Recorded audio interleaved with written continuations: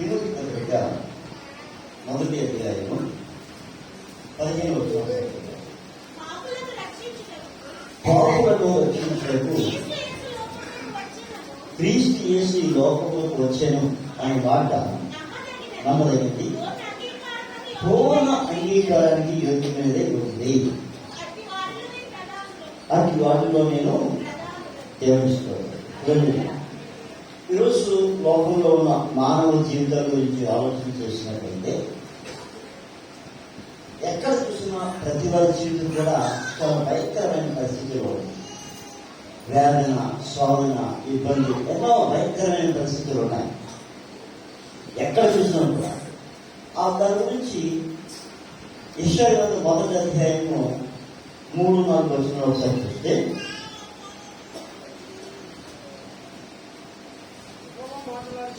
యెహోవా మాట్లాడుతున్నాడు. 3-4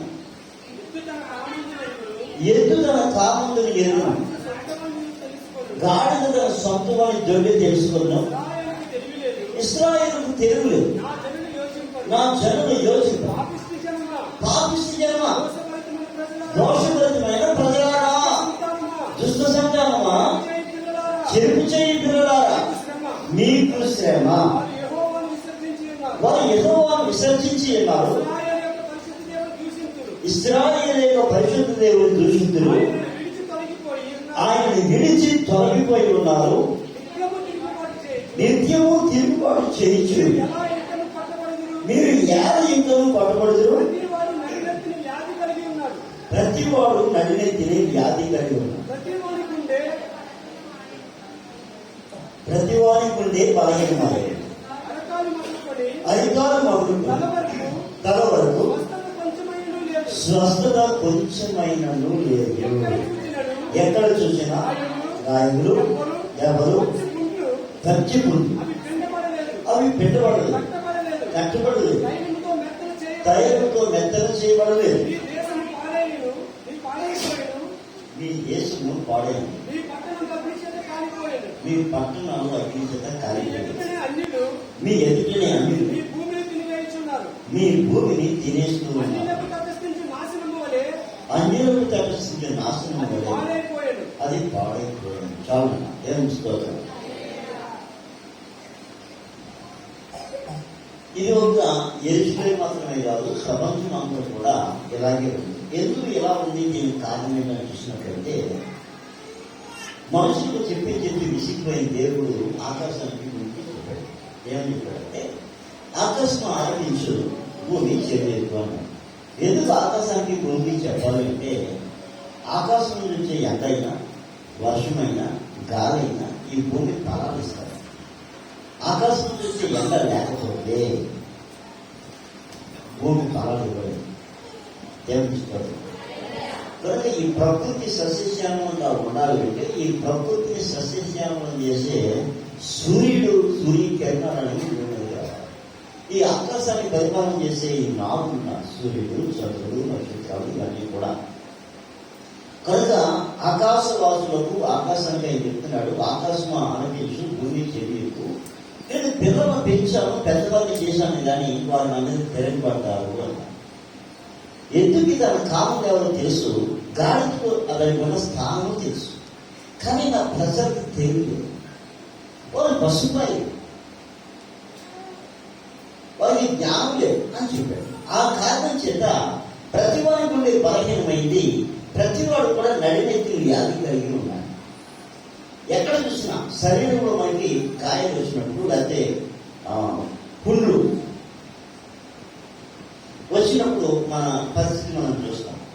ఎవరికైనా ఒక సెకండ్ వచ్చింది అనుకుందాం, అమ్మ దృష్టిని పెట్టండి. ఎవరికైనా ఒక సెకండ్ వచ్చింది అనుకుందాం.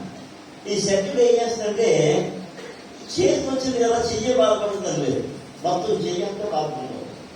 ఈ సెకండ్ కలగాలంటే దాన్ని ఏం చేస్తారంటే, అందులో ఉన్న చీమంతా బయటకు రావాలి. చీమ రక్తం బయటకు వస్తే అప్పుడు నొప్పి తగ్గుతుంది.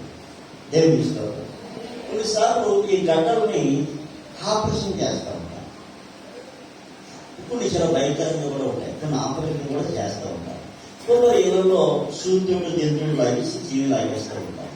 అలాగే వారి వారి స్థితిని బట్టి పరిస్థితులు జరుగుతాయి. ఆ గడ్డలు కొందరిని మరణాపాయంలో తీసుకుని వెళ్ళే పరిస్థితి కూడా ఉంటాయి. ఏమనిపిస్తుంది అదే చిన్నప్పుడు మా ఎస్తేరి కొద్ది గడ్డ వచ్చింది. ఇక్కడ ఎస్తేరి తెలియదు, తెలుసు తెలియదు, ఇక్కడ గడ్డ వచ్చింది. ఈ గడ్డ కోసం చాలా కంగారు పడిపోతూ ఉండేవారు. కానీ అది ప్రార్థన చేసినప్పుడు గడ్డ ఏమైందంటే అలా కిందకి వెళ్ళిపోయింది. ఏమనిపిస్తుంది అదే గడ్డ మా చెల్లికి వచ్చింది. పేకంతా కోసేయాలని అనిపించింది. అలా అయిపోయింది. అంటే అప్పుడు ప్రభువులు లేడు. అంటే దేవుడు చేసే కార్యాన్ని చెప్తా ఉన్నా. దేవుడికి స్తోత్రం. ఈ గడ్డ అనేది మన శరీరంలో ఉన్నంత కాలం మనకు నొప్పి కలుగుతూ ఉంటుంది. ఆ నొప్పి తొలగాలంటే అందులో ఉన్న చీని రక్తం బయటికి పోవాలి. అదేవిధంగా ఈ ప్రపంచంలో ఉన్న ప్రతి మానవుని జీవితం కూడా ఒక మనిషి గడ్డలతో ఉండే పరిస్థితి ఎలా ఉంటుందో ప్రపంచ పరిస్థితి కూడా అలాగే ఉంది. ప్రతి వాడు కూడా ఆ గడ్డ మెత్తన చేయబడాలంటే నూనె రాస్తారు. తైలంతో మెత్తన చేయబడలేదు, మెత్తన చేయబడలేదు. లోపల నుండి బయటకు రావాలంటే అదేవిధంగా మానవ జీవితంలో ఉన్న ఆ భయంకరమైన పాపము, శాపము, దోషము తొలగాలంటే అవి మెత్తన చేయబడి అందులో ఉన్న పసంతా బయటికి తీసేయాలి. ఏమిటి అందులో ఉన్న పస అని చూసినట్లయితే ఒకటి పాపం చెప్పచ్చు. నేను కారణం దేవుని స్తోత్రం. ఇది బయటికి పోవాలి. ఇది బయటికి పోవాలంటే బయటికి పోయే మార్గం ఏదైనా ఉందా అని ఈ లోకంలో ఉన్న మన శరీరానికి కలిగిన బలహీనతలు గట్లకి వైద్యులు ఉన్నారు. కానీ ఆత్మకు కలిగిన అది దేశానికి కలిగిన, దేశ ప్రజలకు కలిగిన, దేశానికి కలిగిన ఈ గాయం నుంచి విడుదల కావాలి అంటే తప్పనిసరిగా దానికి ఒకే ఒక మెడిసిన్. ఏంటి ఆ మెడిసిన్ అంటే పాపమును ఒప్పుకోవడం. ఏంటంటే అతిక్రమములు దాచిపెట్టేవాడు వందేవాడు, వాటిని ఒప్పుకొని విడిచిపెట్టేవాడు కనికరం పొందుతున్నాం. ఏంటి పాపము అని చూసినట్లయితే మొట్టమొదటి పాపం ఏంటని చూస్తే నేను. ఏంటంట ఈ నేను అనే పాపం చాలా భయంకరమైంది. ఈ నేను అనే పాపం మనిషిలో ఉన్నంత కాలం కూడా వాడు ఎంత కోటీశ్వరుడైనా కూడా వాడి జీవితంలో నెమ్మది కానీ, శాంతి కానీ, సమాధానం కానీ పొందలేడు. వాడు హంసత్తులుగా తల్పమైన వాడు బరువు కూడా ఉండొచ్చు, కానీ ఆ హంసత్తులుగా తల్పమైన ఆ బరువు వాడికి మనోజ్ఞానం మాత్రమే ఉండేది. దేవుని స్తోత్రం. శరీరం సుఖంగా ఉందనుకుంటాడేమో కానీ మనసుకు మాత్రం నెమ్మది అనేది ఉండదు. ఒక మనిషి జీవితంలో ప్రశాంతత అనేది కావాలంటే నేను అనేది తొలగాలి. ఈ నేనులోనే అనేకమైన దాడి ఉన్నాయి. ఇవన్నీ తొలగించడానికి ఒక అద్భుతం జరిగింది. ప్రపంచంలో ఒక అద్భుతం జరిగింది. ఈ అద్భుతం జరగక ముందు ఉంది అని చెప్పారు, కానీ అది ఎలా పోతుందో ఎవరు చెప్పలేదు. ఈ భయంకరమైన పాపం అనేది ఎలా పోతుందో చెప్పిన వాళ్ళు లేరు. ఏమో చెప్పారు, కానీ వాటి వల్ల ఏమాత్రం కూడా ఉపయోగం లేదు. అయితే ఒకనొక ఏమన్నా అవి నెరవేర్చే సమయం ఒకటి వచ్చింది. ఆ సమయం ఎలా వచ్చిందంటే యేసుక్రీస్తు ద్వారా వచ్చింది. హల్లెలూయా. ఎందుకు యేసు ప్రభువు వచ్చారంటే పాపులను రక్షించుటకు క్రీస్తు యేసు లోకములకు వచ్చిననే మాట నమ్మదగినది. దేవుని స్తోత్రం. అంటే ఈ రోజు ప్రతి మానవుని జీవితంలో కూడా పాపం అనేది పోవాలంటే పాపం అనేది తొలగించబడాలి. అలా తొలగించబడిన స్థలం ఏదైనా ఉందా అని అడిగినట్లయితే ఉంది. అది యేసు క్రీస్తు సన్నిధి మాత్రమే. యేసు ఒక్కడే పాపాలను క్షమించడానికి అర్హత కలిగిన వాడు ఇంకే ప్రపంచంలో ఎవరు కూడా లేదు. కనుక మన దేశం ప్రతి ప్రపంచం చేస్తున్న ఒక అద్భుతం ఏంటని చూస్తే మొదటి అద్భుతం ప్రభు యేసు. రెండవ అద్భుతం ఏంటంటే యేసు ప్రభు శరీరధారిగా ఈ లోకానికి వచ్చి మనందరి పాపాలను తొలగించడం అనేది రెండవ అద్భుతం. ఏమనిపిస్తుంది? భారతదేశంలో మాట్లాడతారు, ఏ దేశమైనా ఎందుకు కాలేనా పొగడరా నీ తల్లి భూమి బాధని, వెలుగురా నీ జాతి ఇల్లుగారు. లేదురా ఇటువంటి భూదేవి ఎందు, లేదురా అటువంటి పౌరులు ఇంకేది. ఏమనిస్తుంది? ఈ మాట భారతదేశానికి చాలా బాగుంది. కానీ ప్రతి మనిషి జీవితంలో పాపం లేని వాడు ఎవరైనా ఉన్నాడా? దేవుడి నుండి నిలవబడగలిగిన దమ్ము ఎవరికైనా ఉందంటే వాడు కనపడతాడు. కనుక మనం ఎక్కడ నిలవబడాలి అంటే ఏ దేశం అయినా ఎందుకు కాలేనా పొగడరా నీ ప్రభువు యేసు క్రీస్తుని అంటాను నేనైతే. దేవుడు ఎందుకంటే యేసు రక్తం లేకపోతే ప్రపంచానికి హల్లెలూయా. ఏ దేశమైనా, ఏ ఖండమైనా, ఈ ప్రపంచంలో ఎవరైనా విడుదల పొందాలి అంటే ఒకే ఒక రక్తం, యేసు రక్తం ప్రతి పాపము నుండి కడిగి పవిత్రులుగా చేస్తారు. ఈ విషయాన్ని యేసు ప్రభువు ఈ లోకానికి రావడానికి 700 సంవత్సరాల ముందు యెషయా గారు ఈ మాట చెప్పాడు. 45వ అధ్యాయం యెషయా 22వ వచనంలో ఈ విధంగా రాయబడింది. భూదిగంతముల నివాసులారా, నా వైపు నుండి రక్షణ పొందండి. దేవుడును నేనే, ఏ దేవుడును లేడు. దేవుడికి స్తోత్రం కలుగుతుంది. ఎక్కడ నుండి చెప్తున్నాడు ఆయన? భూమికి మధ్య భాగంలో ఉండి చెప్తూ ఉన్నాడు ఆయన.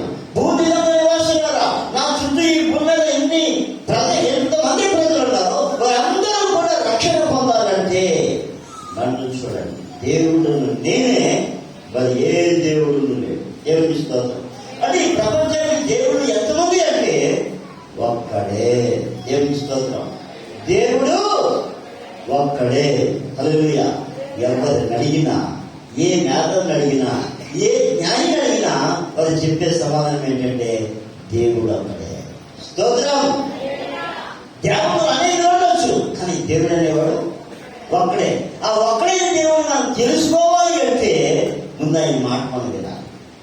ఆయన మాట మనం వినాలి. కానీ ప్రజలు వినట్లేదు కనుక ఆకాశానికి గురించి చెప్తూ ఉంటారు. ప్రజలు దేవుని మాట వినకుండా తమకు తామే దేవునిగా ప్రవర్తించే వారు కూడా ఈ లోకంలో ఉన్నారు. దేవుని స్తోత్రం. కానీ యేసు రక్తంలో కడగబడకుండా, యేసు రక్తంలో వెంటనే చేయబడకుండా ఏ మనిషి కూడా ప్రశాంతంగా జీవించలేడు, నెమ్మదిగా జీవించలేడు, శాంతియుతంగా జీవించలేడు. దేవుని స్తోత్రం. ఎవరైనా ఒక వ్యక్తి నీతివంతునిగా మార్చబడాలి అంటే యేసు రక్తమే. స్తోత్రం. యేసు రక్తము, ప్రభు యేసు రక్తము, యేసు రక్తము,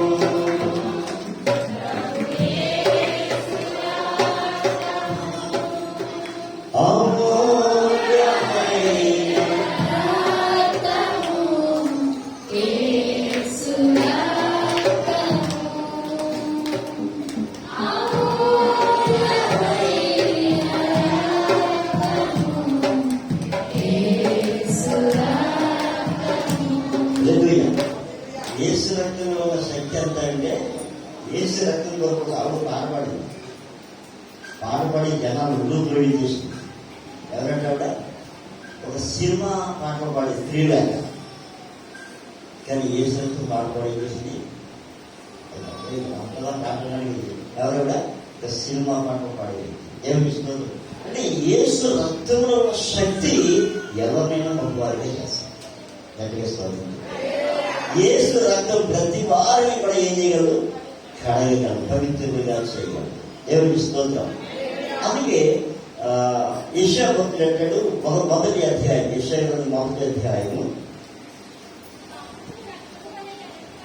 మీ పాపములు రక్తము వల్ల ఎర్రమైనను అవి హిమము వల్ల తెల్లగా చేయకూడదు. హిమము వల్ల ఎర్రమైనను అవి గొర్రెమొచ్చి వల్లే తెల్లనివ్వదు. మీరు సమ్మతించిన మాట వినయడలా, అంటే మన పాపం ఎలాంటిదైనా కానీ మన పాపం పోయే మార్గం ఏదైనా ఉంది అంటే యేసు రక్తం. యోహాను పత్రిక 1వ అధ్యాయం 7వ వచనం. అయితే ఆయన వెలుగులో ఉన్న ప్రకారం మనము వెలుగులో నడిచిన ఎడల మనం అన్యోన్య సహవాసం కలవాలనే ఎందుకు, అప్పుడు ఆయన కుమారుడైన యేసు రక్తము ప్రతి పాపము నుండి మనల్ని పవిత్రులుగా చేయడం. దేవుని స్తోత్రం. ఎవరు మనల్ని పవిత్రులుగా చేసేది? ఏ దేశ నివాస అయినా, ఏ ఖండంలో ఉన్నవాడైనా, వాడి పాపం ఎలాంటిదైనా దాన్ని తొలగించే శక్తి దేనికుందంటే యేసు రక్తం మాత్రమే. మన పాపములను మనం ఒప్పుకున్న ఎడలా ఆయన వెలుగులో ఉన్న ప్రకారం మనము కూడా ఎక్కడికి వెళ్ళాలి? వెలుగులో నడవాలి. కానీ వెలుగులో నడవడం చాలా మంది కష్టంగా దేవుని స్తోత్రం. చీకటిలోకి వెళ్ళాలని ఇష్టపడతాం కాదు, కానీ వెలుగులోకి రావాలంటే కష్టంగా ఉంది. కారణం ఏంటంటే వెలుగులో తమ పాపములు కనబడతాయి. దేవుని స్తోత్రం. హల్లెలూయా. కనుక యేసు రక్తంలో మనం కడగబడినప్పుడు మన జీవితాలు అద్భుతంగా మార్చబడతాయి. ప్రతి వారిని కూడా నీతిమంతులుగా చేసేది ఏమిటి అంటే యేసు రక్తం. దేవుని స్తోత్రం. ఇక్కడ ఒక విషయం చెప్తాను. చాలా మంది నీతిమంతులుగా కనబడాలని నీతిమంతులుగానే కనబడతా ఉన్నారు. నీతిమంతులుగా కనబడుతున్నారు, నీతిమంతులుగా కనబడాలని ప్రయత్నం చేస్తున్నారు, కానీ నీతిమంతులు కాదు. అలాగే ఎలా మనం చెప్పగలమంటే వారు నీతిమంతులు కాదు అనేది వారి ఫలం సూచిస్తారు. నీతిమంతుని ఫలం లేదు, నీతిమంతుని జీవితం వేరుగా ఉంటుంది. ఇంకొక ఎగ్జాంపుల్ చూపిస్తాను.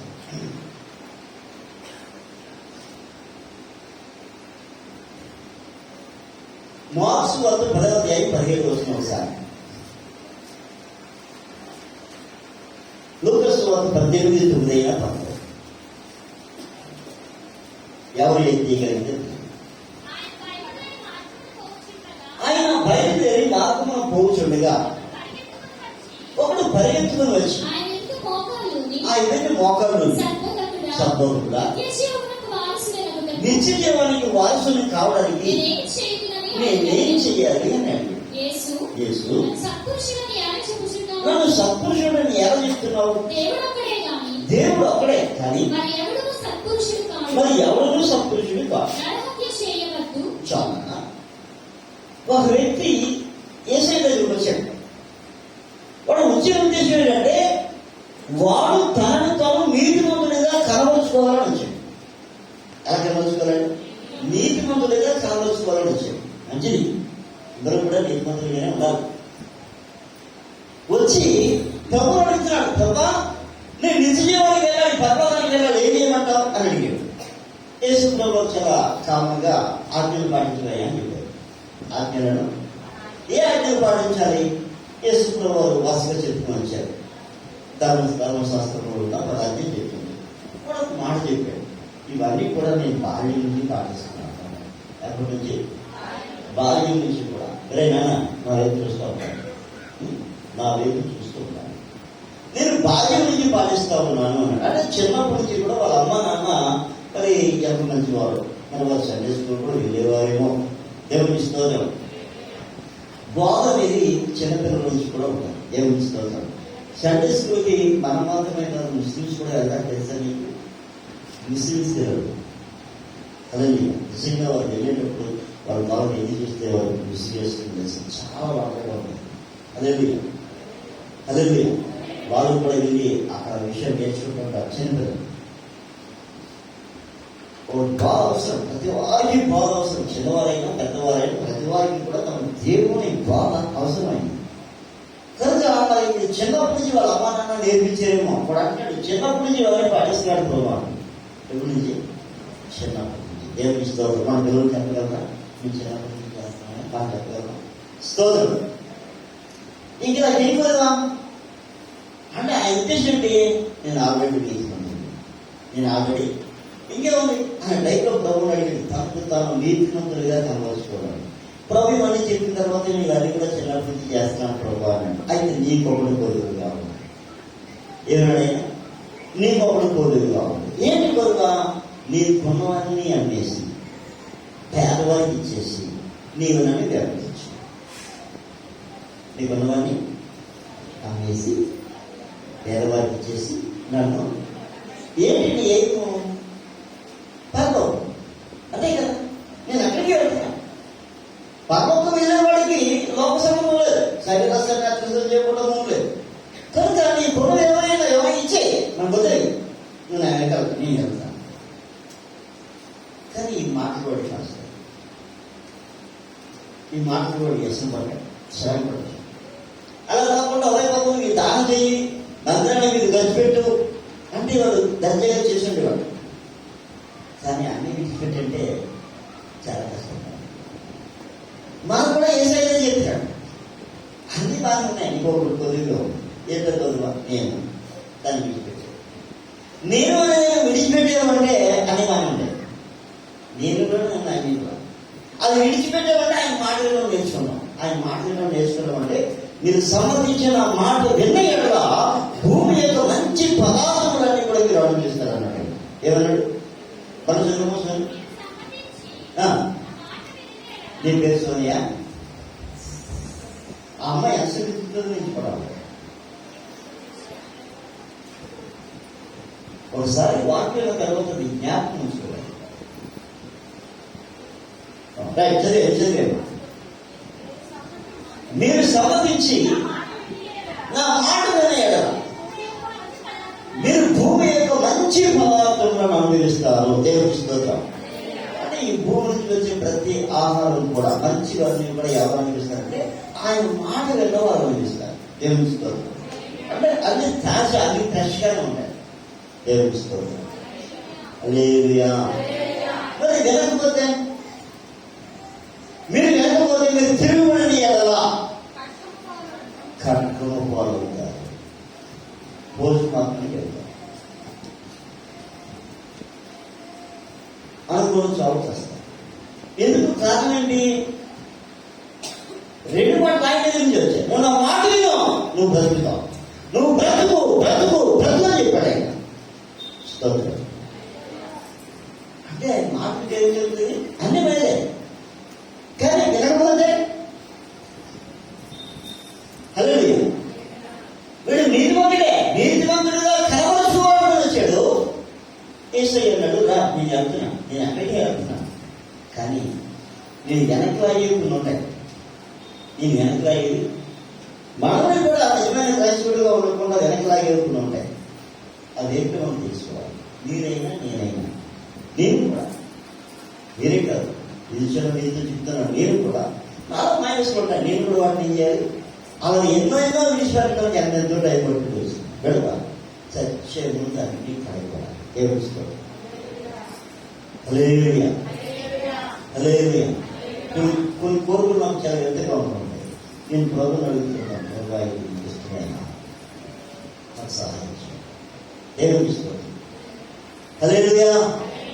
హల్లెలూయా. హల్లెలూయా. అంటే ముందు మనలో ఉన్నదాన్ని మనం ఏం చేయాలి? ఎవరి దగ్గరికి రావాలి?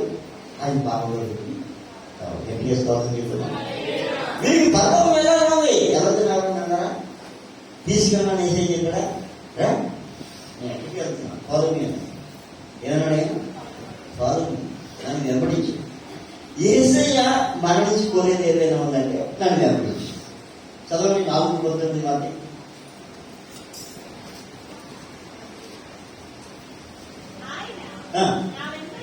నా వెంబడి రండి. చూడండి, అందరికీ అదే చెప్తున్నాడు. ఒక వాళ్ళకి మాత్రమే కాదు, యేసుక్రీస్తు ప్రభు దగ్గరకు వచ్చిన ప్రతి వారికి కూడా ఈ చెప్పే మాట అంటే ఫాలో మీ, నన్ను వెంబడించు, నన్ను వెంబడించు, నన్ను వెంబడించు. దేవుని స్తోత్రం. యేసు ప్రభు నమ్ముకోవడం అంటే అర్థం ఏంటంటే వెంబడించుట. ఒక వ్యక్తి నీకు మొదటిగా తెలుసుకుంటాడని తెలియజేయాలి అంటే వెంబడించాలి. వెంబడించిన వారు మాత్రమే నీకు మొదటిగా చేసుకుంటా ఉంటారు. దేవుని స్తోత్రం కలుగుతారు. హల్లెలూయా. కానీ వీడు ఏమంటున్నాడు? వెళ్ళాలని ఉంది, మరి నేను వెళ్తాడయ్యా, వెళ్తాడు రాన్నాడు యేసు ప్రభు. కానీ ఏం విడిచిపెట్టమన్నాడు? వాడికున్న వారిని విడిచిపెట్టాడు. దేవుని స్తోత్రం. ఈరోజు మన జీవితంలో కూడా నీతిమంతులుగా కనబడాలనుకుంటా ఉన్నాం, కానీ విడవాలనుకుంటే ఏం చేస్తున్నామా? విడిచిపెట్టి ఉంటున్నాయి. దేవుని స్తోత్రం. ఇప్పుడు మరో వ్యక్తిని చూపిస్తాను. లూకా సువార్త 21వ అధ్యాయం 1-4 వచనాలు.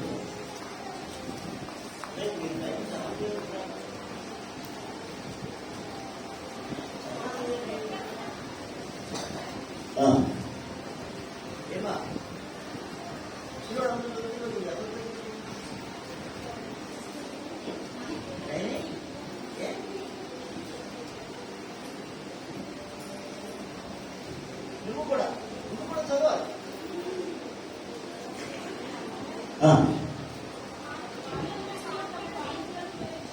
అమ్మా, మన ఇంటి దగ్గర మాట్లాడుతున్నట్టుగా మాట్లాడాలి, భర్త దగ్గర మాట్లాడుతున్నట్టుగా మాట్లాడాలి, అమ్మా నాన్న తెలుగు నుంచి ఎలా మాట్లాడుతున్నాం అలా మాట్లాడాలి. అలా చదవాలి. అప్పుడు వాయిస్ వస్తుంది. ఇప్పుడు రాలేదు వాయిస్. మైక్ కొనుక అమ్మాయికి అంటే నేను వింటా ఉంటాను కదా. కొందరు నేను ఫోన్ వింటా ఉంటాను కదా, ఫోన్ మాట్లాడుతుంటే పక్కన స్కాన్ అయిపోతా ఉంటాను. వాయిస్ గట్టిగా ఉంటుందా అని తెలుస్తుంది, నాకెలా తెలుస్తుంది. చదువు చదువు. కానుక పెట్టెల తమ కానుకలను వేయించిన ధనవంతులను ఆయన పారచూశాను. ఒక పేద విధవరాలు 2 కాసులు అందులో వేయించుండగా చూసి 22-24.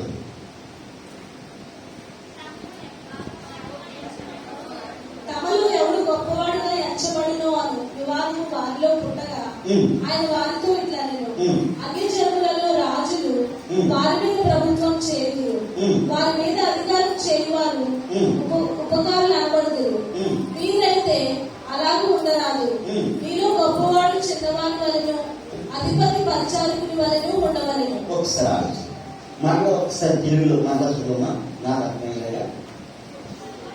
తమలో ఎవడు గొప్పవాడుగా ఎంచబడునో అని వివాదము. గొప్పవాడు ఎవడు? నీతిమంతుడు. అసలు నీతిమంతుడైన వాడు ఎవడైనా గొప్పని చెప్పినా స్తోత్రం. నీతిమంతుడైన వాడు ఇప్పుడు కూడా నేను గొప్పనని, ఎందుకంటే వాడి గొప్పతనం వాడి ఫలమని చెప్తారు వాడి జీవితంలో. కానీ ఇక్కడ మీరు అనుకుంటా ఉన్నారు మనలో ఎవరు గొప్పవాడు? చదువు. వివాదము వారిలో పుట్టగా ఆయన వారితో ఇట్లా నేను అన్ని జనులలో రాజులు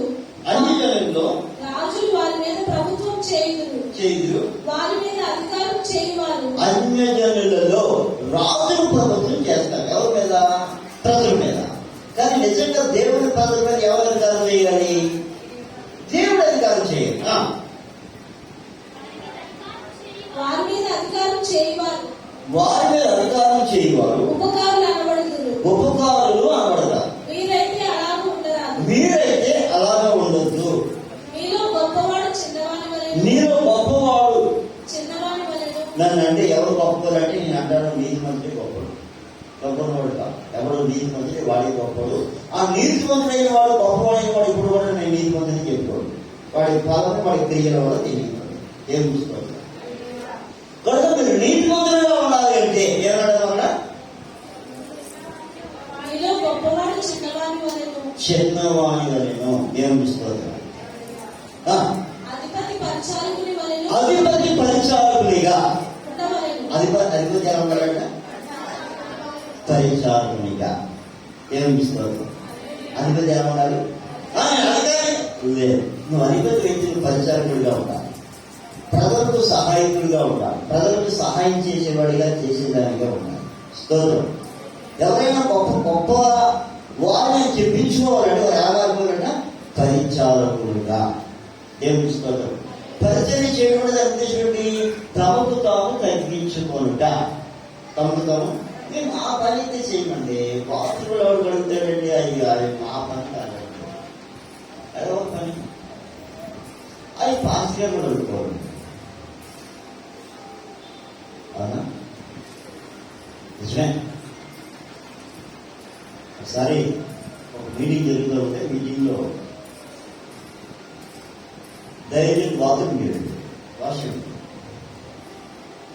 ఆ స్మెల్ వస్తుంటే ఆయన చిరాకు పెట్టి దాన్ని పొలం పిలిచి ఒక ఫినాయిల్ బాటిల్ తెప్పించి కడగడం ప్రారంభించారు. ఎవరు చూశారు? పాలకుడు అస్సుగా ఒక 1000 మంది వచ్చారు. ఆయన సంఘం సారీ ఈ పని నాకు ఆలోచించాడు. ఈ పని మీరు చేయాలనుకుంటే ముందు చేయాలి. ఇంతవరకు వచ్చిన తర్వాత ఈ పని నేను చేస్తాను. చాలా మంది ఈ పని మాట్లాడుతూ ఉంటారు. నీకెవరో నీ స్థితి ఏంటో నీ ఎదురేంటో మనం పని చెప్తే మనం నీతి మందుగా చేస్తుంది. ఏమంటే ఎక్కడో విశాఖపట్నంలో ఉన్న పాలకుల కోసం ఇక్కడ దగ్గర మాట్లాడుతుంటాం. ఆయన పని ఆయన ఎంత గొప్పగా తెలియజేస్తాడు. అలాగే వచ్చేది మంచి కూడా వచ్చేది ఫ్యామిలీ కాలేదు. ఎవరు ఒక క్రైస్తవ మీటింగ్ పెట్టినప్పుడు క్రిస్మస్ మీటింగ్ నేను ఇంటికి ఆరంభించాను. మన దగ్గర నేను గుర్తొస్తున్నాను. స్తోత్రం. ఇంచుమించు 70 సంవత్సరాలు 80 సంవత్సరాలు అవుతాయి. నేను అజరియా విజయవాడ వెళ్ళినప్పుడు ఒక మీటింగ్కి ఆయన నడుస్తున్నాను. నాతో కూడా వస్తావా? అంత ఫేవర్గా ఉండేవారు. నేను దేవుని స్తోత్రం. హల్లెలూయా. సరే, ఒక మనిషి జీవితం తన తగ్గింపులు పెట్టి తన నీతిమంతత్వము తెలుస్తుంది. అంటే క్రియల మూలంగా అతను ఎవరో అతనికి మనకి అర్థమవుతుంది. స్తోత్రం. వారు చేసే పని, వారి నెగ్గులేంటి, వారు చేసే పని దేవునికి స్తోత్రం. యేసు ప్రభువు ఏంటి, ఆయన దేవదేవుడై ఉండి పరిచారకుడుగా ఈ లోపాలు ఆయన ఏంటండి పరిచారకుడుగా ఉంటుంది. ఎస్, మనం కూడా పరిచయం చేయాలి, మనం కూడా తగ్గించి ఉండాలి. యేసు ప్రభు వారు అక్కడ కూర్చున్నాడు. ఆయన ఎక్కడ కూర్చున్నాడు? ఆయన పాలిపేట దగ్గర ఉన్నాడు. ఎక్కడ ఎన్నో చదివారు? ఎవరో తెలియదు. చదవమా, చూసారా? అంతా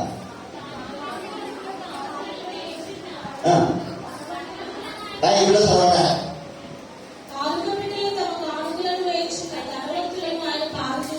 దామోదరుడు ఆయన పాలు చూచాను. దేవుడికి స్తోత్రం.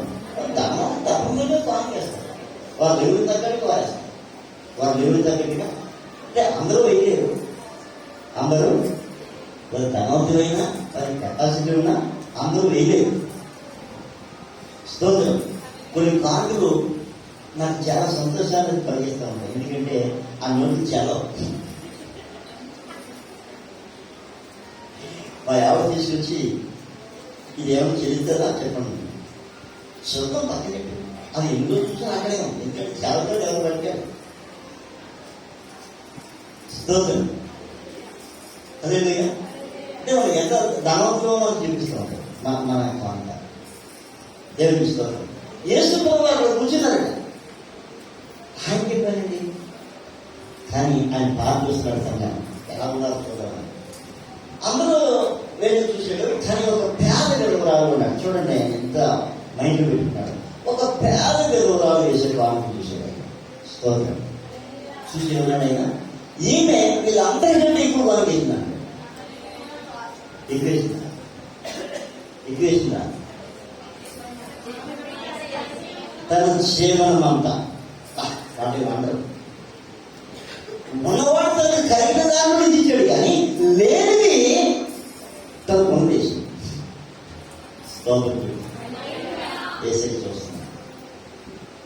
కొన్నిసార్లు ఆలోచన చేస్తున్నాం. కానీ నీతి మందులుగా తీర్చబడిన వారు, ఆయన కావాలైన వారు, ఆయన మీద ఆధారపడిన వారు వారు చేసి ప్రమాణం. ఒకసారి నేను కాకినాడ నుంచి ఎర్రపూడి రావాలి, 90 రూపాయలు ఉన్నాయి. ఎంత టికెట్? 10:30. టికెట్ ఎంత? 10:30. కార్డు బస్సుకి 10:30 టికెట్, మామూలు బస్సుకి 10 రూపాయలు. సరే, నేను తెగపడి నైట్ లాస్ట్ బస్ వెళ్దామని అనుకున్నప్పుడు ఆనందబాద్లో మీటింగ్ జరుగుతారు. మీటింగ్ జరిగినప్పుడు మీటింగ్కి వెళ్ళాలి. మంచి ధైర్యం మీటింగ్ వెళ్ళాలి. మీటింగ్ వెళ్ళేటప్పుడు అనౌన్స్మెంట్ చేశారు. ఇప్పుడు కాంగ్రెస్ పడబడతా ఉన్నాయి అని చెప్పి అనౌన్స్ చేశారు. ఇప్పుడు నేను ఎంత కామ్ చేయాలి? కార్గో బస్ మిస్ అయితే 11 రూపాయలు, కార్గో బస్కి వెళ్తే 10 రూపాయలు మిగులుతుంది. 10 రూపాయలు కామ్ చేయగలనా? మరి ఎవరన్నా పరిస్థితి ఇప్పుడు ఇవ్వడం ఈ వాకింగ్ చేస్తాను. అక్కడ వాకింగ్ నేను పాటించాలా? పాటించే నా ప్రయాణం. నేను మా అత్తగారి ఇంటికి వెళ్ళిన డబ్బులు ఇవ్వడం అడుగుతున్నాను. నేను అడుగుతున్నా ఇవ్వలేదు. అది నిజమండి. దేవుడు నాకు ఇచ్చిన అద్భుతమైన ప్రొఫెట్ అంటే నాకు వివాహం అయిన తర్వాత ఇప్పుడు కూడా మా అత్తగారి ఇంటికి వెళ్ళి మా ఇంట్లో దిగులేదు ఏంటి ఇప్పుడు నేను ఆ స్థితి నా బ్రతుకు కాలంలో రాలేదు. దేవుడు ఇష్టం. ఎందుకంటే నా దేవుడు అలా చేసేవాడు కాదు. పిలిచిన దేవుడు అమ్మాలి. ఏదే పాట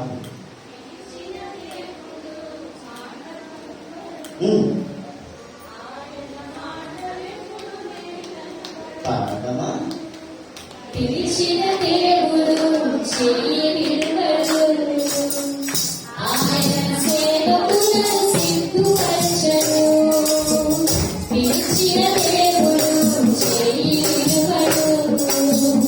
ఆయన సేవకులను సిద్ధపరచను.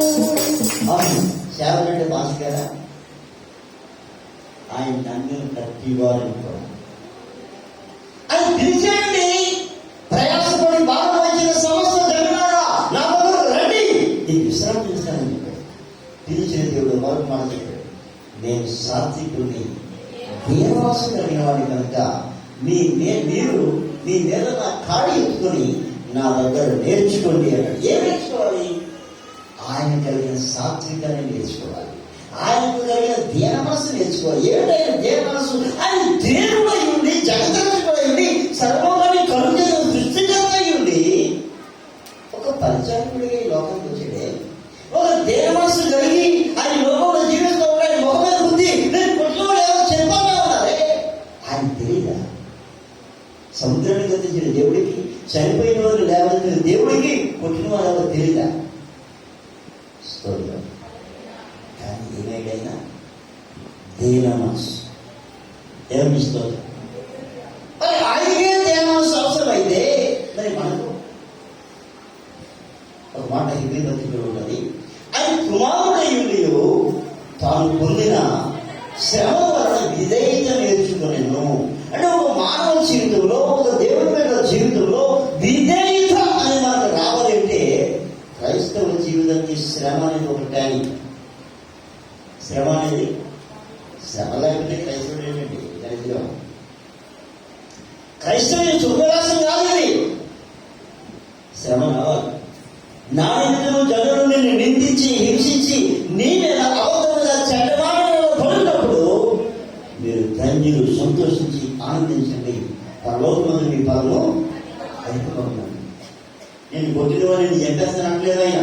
నేను ఎడవ చంపిన కొట్టారా, కుడి చేపలు చూపించు. హల్లెలూయా.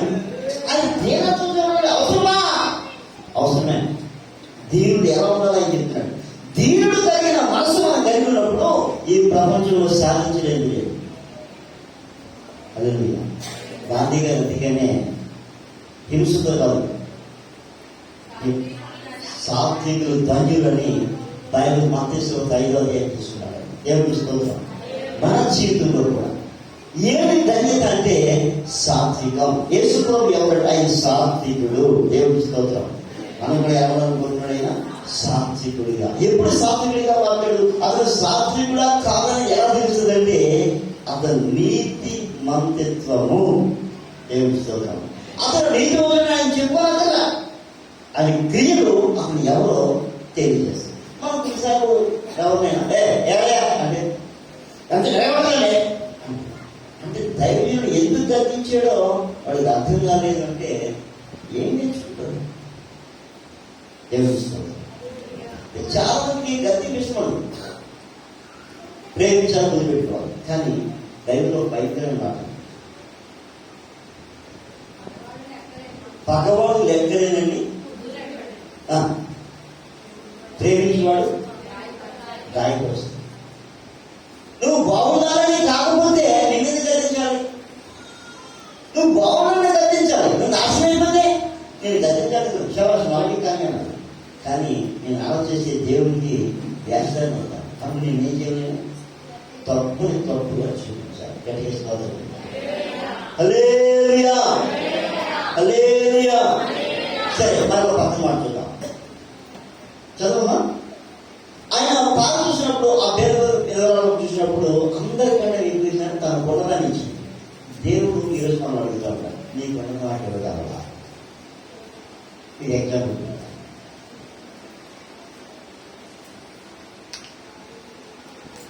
నోబెల్ బహుమతి ఇచ్చిన పుస్తకం ఏంటి? గీతాంజలి.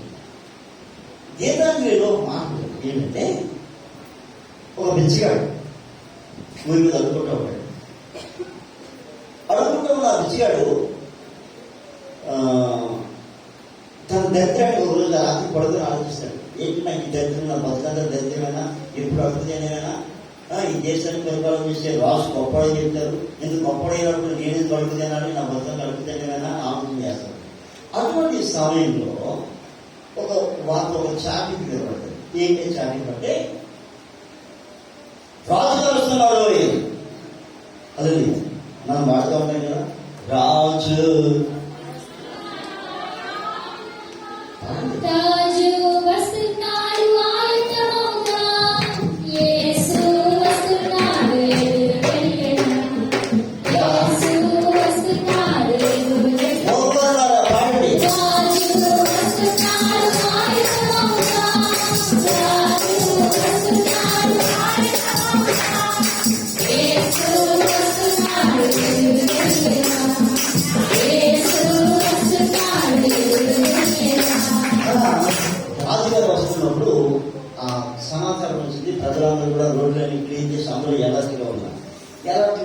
అడుగుతున్న వాడికి రాజు వస్తుంది. రాజు వస్తున్నాడంట. రాజు ఎంత గొప్పడైనప్పుడు ఈ రాజకీయంలో అడుగుతున్న వాడు ఉండొచ్చా? నేను అడుగుకుంటున్నాను, ఇవాళ రాజు తరగతి తెగించి అని చెప్పి రోడ్డు మీద నిల్చున్నాడట. ఎవరి తప్పుకోవట్లేదు. ఏంటంటే రాజుని అడుగుతాను నేను, కానీ మీరు ఏం చేయలేదని చెప్పంటే రాజు గారు సరాసరి ఆయన పక్కన రోజు అయింది. అందరూ ఎందుగా చూస్తున్నాడు. నువ్వు బాబు అడుగుతున్నవాడు, రాజు ఇక్కడ ఆగాడు, పరిస్థితి ఏంటి, మనం ఏమైనా అంటాడేమో అని చూస్తుంటే రాజు ఏమీ కాబట్టి అడగలు చేయలేదు. నాకేమిస్తాడు? ఎవరిని? అడుగుకునేవాడు. మనం సామెత చెప్తా ఉన్నాడు కదా, అడుగుకునేవాడు ఇంటికి గొడవ చూడండి సామెత. ఇలాగా ఈ అడుక్కునే వాడి దగ్గరికి రాజు గారు వచ్చి నాకేం చెప్తావు అని అడుగుతాడు. ఇప్పుడు ఎలా ఉండదు అంటే యాకబా అనుకుంటున్నాడే,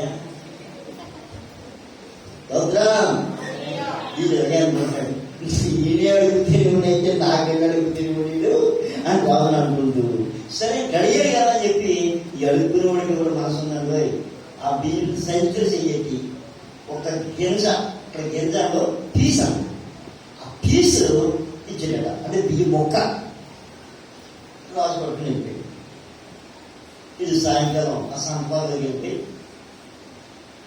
ఆ షెడ్ దగ్గర కూర్చొని ఏమిటని దరిద్రం, రాజైన దగ్గరికి వచ్చి నాకు ఏమిస్తామని అడిగాడు.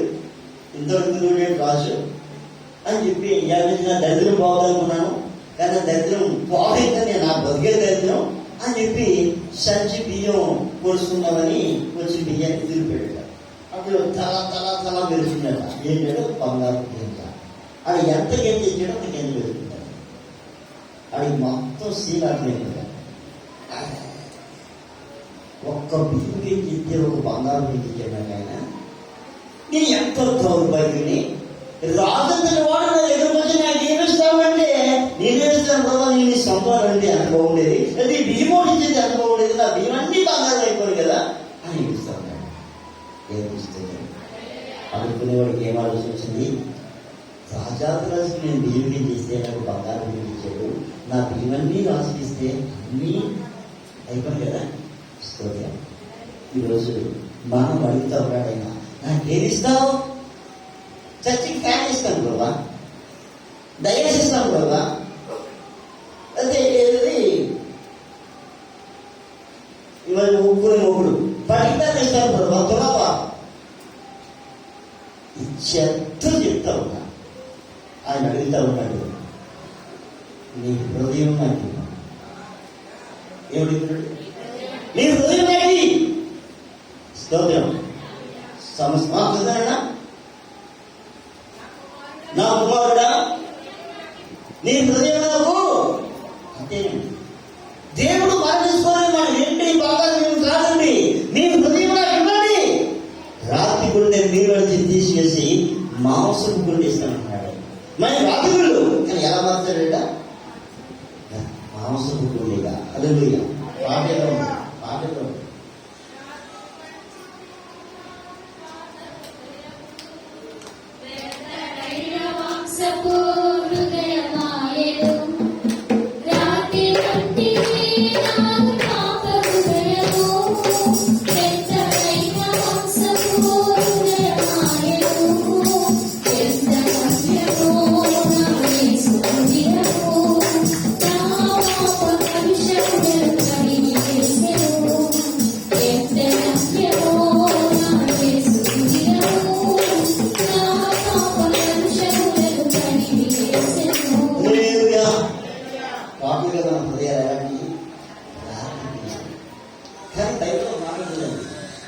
జలము రావడం అనేది ఏంటంటే, జలము రావడం మన కన్నీ పశ్చాత్తాపంటే ఎలాంటి ఏమిస్తారు? వాళ్ళు మారండి అంటమ్మా, వాళ్ళు ఎంత చెప్పారు ఎండండి. దేవుడు అంటున్నాడు, జలములు రావడం కన్నీ రే ఈ మొదల జాములు లేచి అన్నాడు ఆయన. కానీ మనం పని చేయం కదా, మనం చెప్పేస్తాం వాళ్ళు మారని, కానీ ఆయన చెప్పింది చేయం కదా. ఏమి చూస్తాడు? ఏసై ఏం చూస్తున్నాడు? కాన్ఫిడెంట్ చూస్తున్నాడు.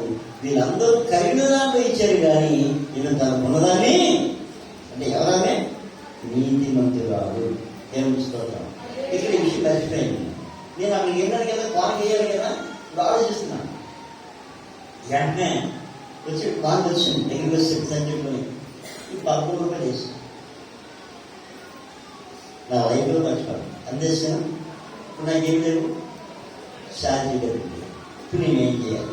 ఏం ఆలోచించారు, వేసేసాను అంతే. బయటకు వచ్చాను. ఒక వ్యక్తి నన్ను చూసాడు. ఎప్పుడు వచ్చావు, ఏడు సంవత్సరం మాట్లాడాడు. బాగుంది, సరే ఫోన్ చేసావా అన్నాడు. చేస్తానండి. నలుగురు రోజులు సరే ఇద్దరు పాలలేను డబ్బులు ఆయన పెట్టి ఆయన 9:30 ఈ లోపల అక్కడ కుక్కర్ సేల్ పెట్టారు. కుక్కర్ అసలు మెయిన్ అనమాట.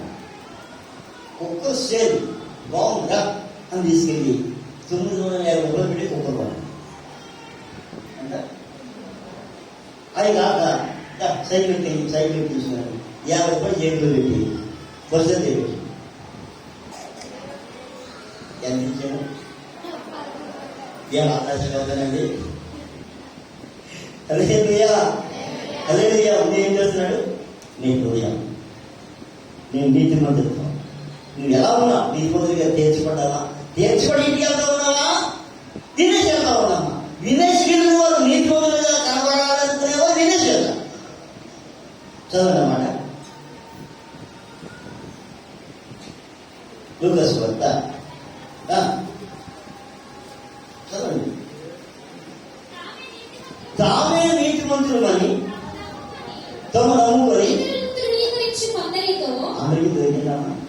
లూకాసు వార్త 18:9 తామే నీతిమంతులు అని ఇస్తే చదువుతారు. ఆవిడ మైక్ అక్కర్లేదు, ఇవ్వకపోయింది. తామే నీతిమంతులమని తమ నమ్ముకొని ఇతరులను ధృవీకరించు కొందరితో ఆయన ఉపమానం చెప్పాను. ప్రార్థన చేయటకై ఇద్దరు మనుషులు దేవాలయానికి వెళ్ళారు. వారిలో ఒకరు పరిసయ్యుడు, ఒకరు సోదరుడు. పరిసయ్యుడు నిలబడి, దేవా నిన్ను చోరులను, అన్యాయస్తులను, వ్యభిచారులైన ఇద్దరు మనుషుల వలె ఈ సొంత వలెనైనా ఉండనందుకు నీకు కృతజ్ఞతాస్తుతులు చెల్లిస్తా ఉన్నాను. వారంలో 2 మార్లు ఉపవాసం చేస్తూ నా సంపాదన అందులో 10 చెల్లిస్తా ఉన్నాను అని తనలో తాము ప్రార్థించుతుండెను. అయితే సొంతది దూరంగా నిలిచింది. ఆకాశం వైపు కన్నుతుడికైనను దయకు చాలక రొమ్ము కొట్టుకుంటూ, దేవా పాపినైన నన్ను కరుణించమని అడిగాను. అతనికంటే ఇతడు నీతివంతుడిగా తీర్చబడి తన ఇంటికి వెళ్ళినని మీతో చెప్పుచున్నాను. తను తాను హెచ్చించుకున్నవాడు తగ్గించబడునని, తను తాను తగ్గించుకున్నవాడు హెచ్చించబడునని చెప్పాను. దేవుని స్తోత్రం. యేసు ప్రభువు స్వయంగా చెప్తున్నారు. చిన్న ఇద్దరు వ్యక్తులు దేవాలయానికి వెళ్ళారు. ఒకరి పేరు పరిసయ్యుడు, ఒకరి పేరు సోంకరుడు.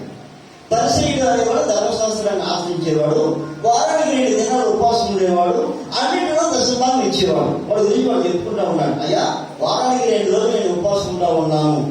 సరే మాసారి అమ్మాయి మీద ఇబ్బంది పడుతున్నారు. దృష్టి నమస్కారం. అలాగే వారానికి 2 రోజులు మనం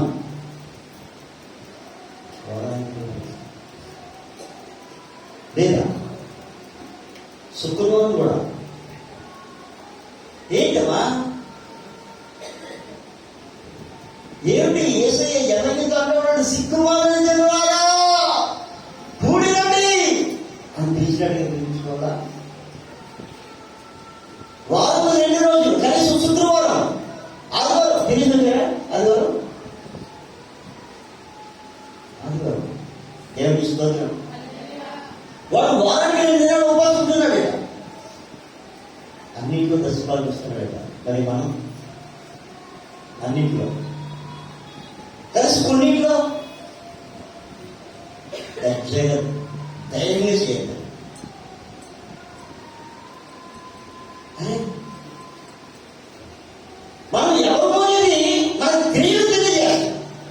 నీతిమంతుడిగా కనబడిందా? అరే వాడు చెప్తా ఉన్నాడు, ప్రభా వారానికి 2 రోజులు నేను ఉపవాసం ఉంటా ఉన్నాను, అన్నింటిలో దశభాగం ఇస్తా ఉన్నాను. అడిగో వాడు విడిచాడు, వాడు దొంగ, వాడు పరిస్థితి అదే వాడు గురించి చెప్తున్నాడు. వాడు ఎవరైనా వచ్చినాడు, వాడు దొంగోడు, వాడు విడిచాడి, వాడు ఉపవాసం ఉన్నాడు, వాడు ఎలా ఉన్నాడు, ఎలా ఉన్నాడు, నేను వాడి కంటే గొప్ప అని చెప్తున్నాడట. ఇందుకే వచ్చినాడు అవతరుడు ఏం చేస్తున్నాడు? ప్రభా దేవుని వైపు చూడడానికి ధైర్యం చాలక రోడ్డు కొట్టుకుంటూ దేవా నేను పాపినని ఏడుస్తాడు. వాడు ఏమనుకుంటున్నాడు? దేవా నేను వాక్యం చెప్తా ఉంది, ఇతడు నీతివంతుడిగా తీర్చబడి తన ఇంటికి వెళ్ళాను. దేవుని ఇద్దరు మందిరానికి వచ్చారు, కానీ వాడు ఎలా వచ్చాడో అలాగే ఉన్నాడు. ఇంకొకడు నీతివంతుడిగా తీర్చబడి తన ఇంటికి వెళ్ళాడు. స్తోత్రం. దేవుని మందిరానికి వచ్చిన మనము ఇంటికి ఎలా వెళ్తా ఉన్నాం? నేను ఒక ఆమె అడుగుతాను ఫోన్ చేసి, అయ్యా మీరు ఫోన్ వాక్యం నేను వినడం మాత్రమే కాదు, నన్ను నేను చూసుకుంటా ఉన్నా. నేను మంచి వాక్యం ఆపేస్తున్నాను, ఇది బాగోలేదు. ఇంకొక పెద్ద అన్నాడు, ఏం బాబు ఏమొచ్చింది నీకు? వాక్యం పెట్టేవాడివి, నేను వింటూ ఉండేవాడిని. వాక్యం పెట్ట మనిషినే, నాకే పెట్టట్లేదు, ఎవరికి పెట్టట్లేదు అంటాడు. దేవునికి స్తోత్రం. ఇలా చాలా మంది నాకు పాటి చేస్తున్నాడు. ఏం చెప్పినాడు ఆ దౌర్భాగ్యాన్ని? స్తోత్రం. హల్లెలూయా, హల్లెలూయా, స్తోత్రం చెప్పు, హల్లెలూయా. ఇక్కడ ఇతను ఏమైనా మందిరానికి వచ్చి నీతిమంతుడిగా తీర్చబడి, మరి మనం దేవుడి మందిరానికి వస్తా ఉన్నాం, నీతిమంతుడిగా తీర్చబడి వెళ్ళే స్థితి మనకు ఉందా? నీతిమంతులుగా కనబరుచుకోవడమేనా నీతిమంతులుగా తీర్చబడి వెళ్తున్నామా? నీతిమంతులుగా తీర్చబడి మనం వెళ్ళినట్లయితే మన జీవితంలో దరిద్రం అనేది ఏ క్వశ్చన్ కూడా ఉండదు, సమస్య అనేది ఏ క్వశ్చన్ కూడా ఉండదు, రోగం అనేది ఏ క్వశ్చన్ కూడా ఉండదు. ఉండగా నేను స్వస్థపరిచి యెహోవాను నేనే. హల్లెలూయా, హల్లెలూయా. ఒక మాట నేను చెప్పి ముగిస్తాను.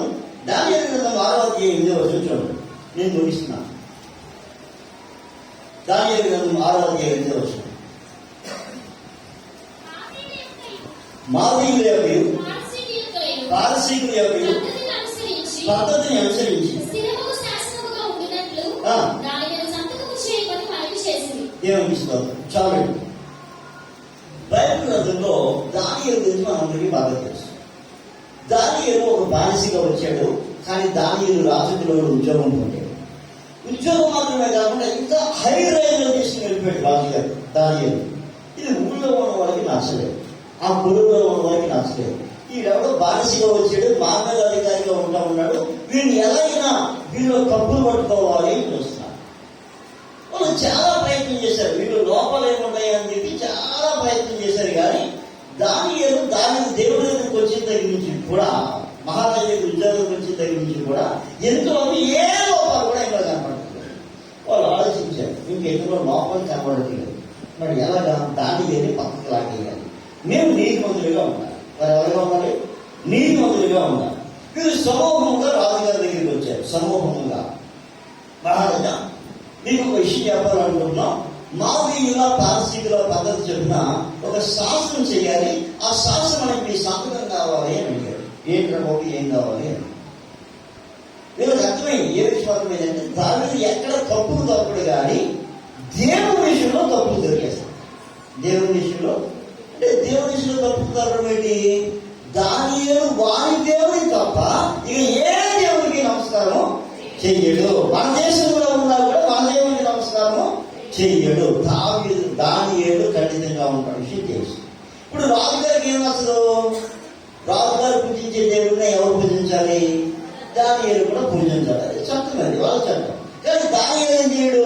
దాని ఒక చట్టం ఉంది. దానియేలు ఎవరంటే నీతిమంతుడిగా తీర్చబడిన వాడు. దేవుని స్తోత్రం. ధర్మశాస్త్రంలో దేవుని వాక్యం అంతా ఏం చేసిందంటే నిటారుగా నిలబెట్టి ఆ కారణం చేత దానియేలు ఉన్నాడు. అయితే ఇప్పుడు దానియేలు తప్పు చూపించాలి. నీతిమంతుడు రాజుగారి దగ్గరికి వచ్చారు. రాజుగారిని పొగుడుతున్నట్టుగా ఉన్నారు. రాజు చిరకాలం జీవించిన రాజు ఈ ఎప్పుడేసి ఏంటో చెప్పండి అంటే, మన దేశంలో 4 రోజుల వరకు నీకు తప్ప ఎవరికి ఎవరు నమస్కారం చేయకూడదు, ఎవరో ఏ సమస్య వచ్చినా, రోగం వచ్చినా, ఇబ్బంది వచ్చినా నీకు మాత్రమే తెలియజేయాలి. ఇటువంటి శాసనం అక్కడ కావాలి.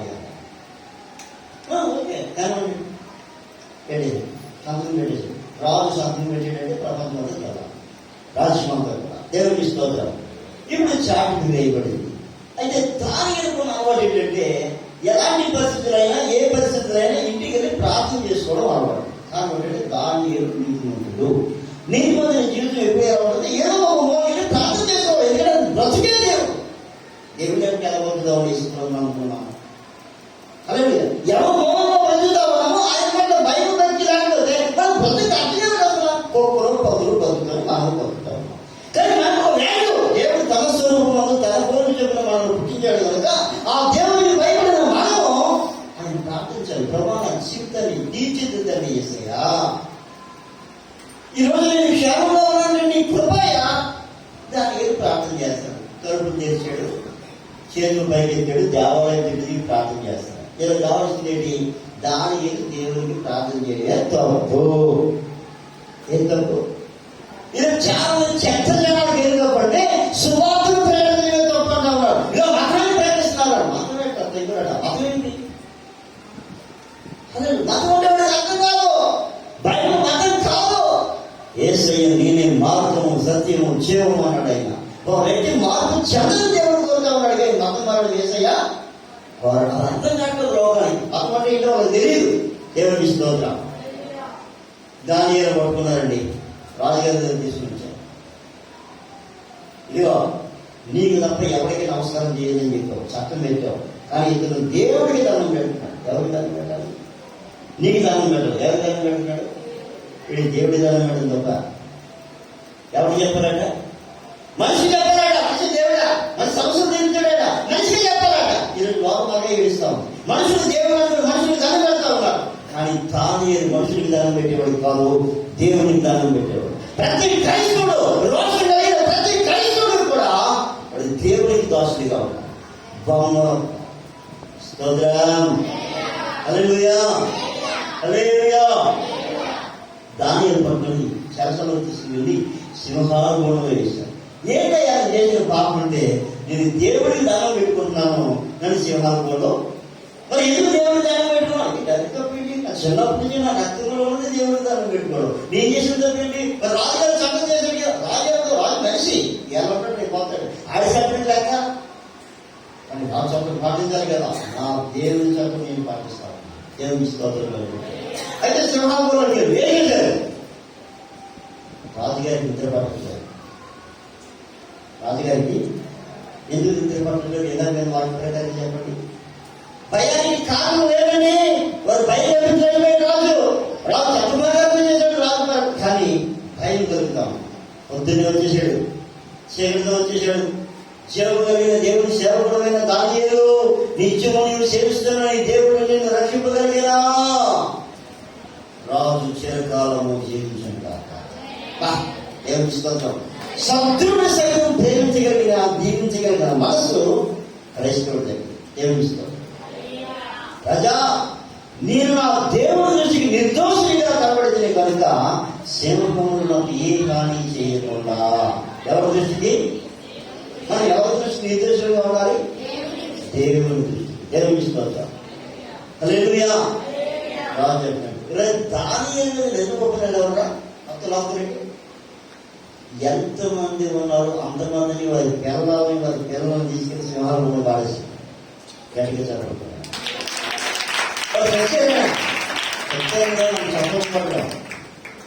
నీతిమంతుని అవమానించి నీతిమంతులుగా కనబరుచుకోవాలనుకున్నా.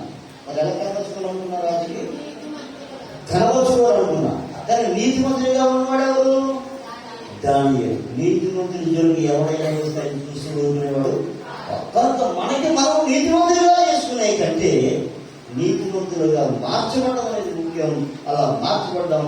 దేవుని వాక్యం విని వాక్యంలో మనల్ని మనం చూసుకోవాలి. అర్థంలో చూసుకున్నప్పుడు జుట్టు సరి చేసుకుంటాం, బయట సరి చేసుకుంటాం, బట్టలు సరి చేసుకుంటాం, కాళ్ళు సరి చేసుకుంటాం, అన్ని సరి చేసుకుంటాం. మరి దేవుని వాక్యమైనప్పుడు మనం ఎలా ఉన్నాం, మన బ్రతికి ఎలా ఉంది, మన మానసిక ఎలా ఉంది, మన చూపు ఎలా ఉంది, మన క్రియ ఎలా ఉంది మనం చూసుకోవాలి. అలా చూసుకుంటూనే దేవుని వాక్యాన్ని అర్థంలో మనం చూసుకున్నప్పుడు అవి చక్కగా మాట్లాడతారు. దేవుని స్తోత్రం. నీతిమంతులుగా కనబడడం కాదు, నీతిమంతులుగా మార్చబడదాం. దేవుని మాటలు దీవించుగాక. ప్రార్థన చేసుకుందాం. కనుగొంటున్నాం. Thank you my God, thank you my God, thank you my God. ప్రతి వారు కూడా thank you God, thank you God, thank you God, thank you God.